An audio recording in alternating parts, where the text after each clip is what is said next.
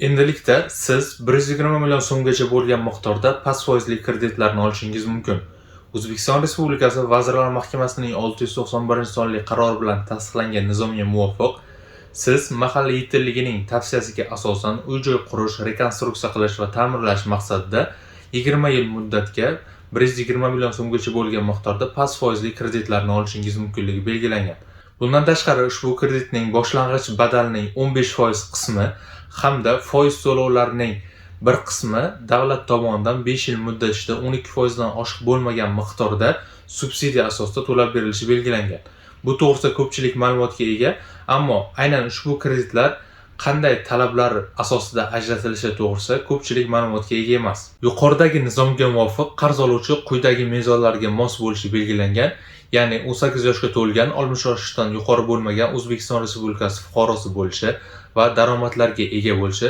Bundan tashqari, muddati o'tgan kredit qarzdorliklar mavjud bo'lmasligi, barcha kreditlar bo'yicha oylik xarajatlari uning daromadlarining 60% dan yuqori bo'lmasligi, bundan tashqari bundan avval subsidiyadan foydalanmagan bo'lishi, bunga qo'shimcha ravishda uy-joyni qurish, rekonstruksiya qilish va ta'mirlash uchun talab etilayotgan uy-joy o'ziga tegishli yoki boshqa yaqin qarindoshlarga tegishli bo'lishi, agar yaqin qarindoshlarga tegishli bo'lgan taqdirda aynan o'sha manzilda 6 oy davomida doimiy ro'yxatda turgan bo'lishi kabi talablar belgilab qo'yilgan.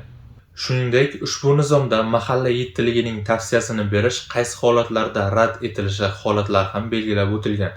Agarda ariza beruvchining oilasi ushbu dasturga kiritilmagan bo'lsa, ariza beruvchi yoki uning turmush o'rtog'i ushbu imtiyozdan avval foydalangan taqdirda yoki ariza beruvchi bundan avval ijtimoiy yordamdan maqsadsiz ravishda foydalangan taqdirda yoki ariza beruvchining ushbu uy-joyni ta'mirlash uchun zarurat mavjud bo'lmagan taqdirda yoki uy-joyni qurish, rekonstruksiya qilish yoki ta'mirlash nazarda tutilgan uy-joy yoki uning yer uchastkasi nizoli bo'lgan taqdirda mahalla yettiligining tavsiyasini berish rad etilishi nazarda tutilgan.